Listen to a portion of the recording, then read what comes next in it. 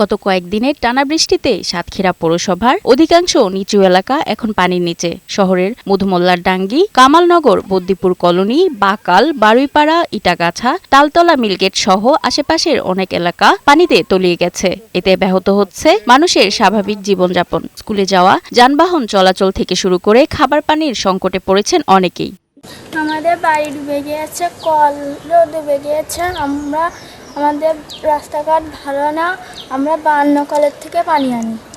আমরা স্কুল যেতে পারি না, আমাদের অনেক সমস্যা। স্কুল যাতে সেদিনকে একটা ছেলে সাপে কামড় দিয়েছে। বাচ্চা কাচ্চা নিয়ে আমরা চলতে খুবই কষ্ট হচ্ছে, পানির তলায় ডুবে আছি। আমাদের বিশুদ্ধ পানি খেতেও খুবই সমস্যা।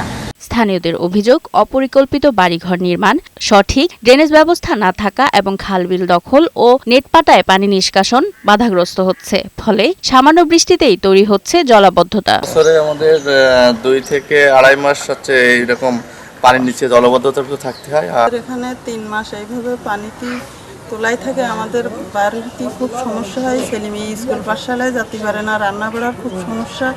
সাপ কুকুরের ভয়তে মানুষ বাইরে বেরোতে পারে না। রাস্তায় উঠানে এত পানি, এত জলাবদ্ধতা, এত সাপ পোকামাকড় যে বাচ্চারা ঠিকমতো স্কুলে যেতে পারে না, কোচিং করতে পারে না।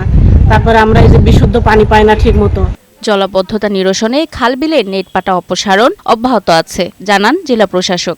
ইউনো সদরের পক্ষ থেকে আমরা এটা পরিষ্কার পরিচ্ছন্নতা করে দিয়ে যাচ্ছি, ওপেন করে দিয়েছি।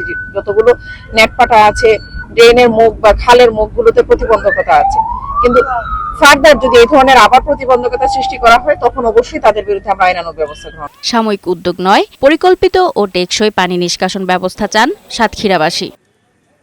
আরিফা শিকদার, বৈশাখী সংবাদ।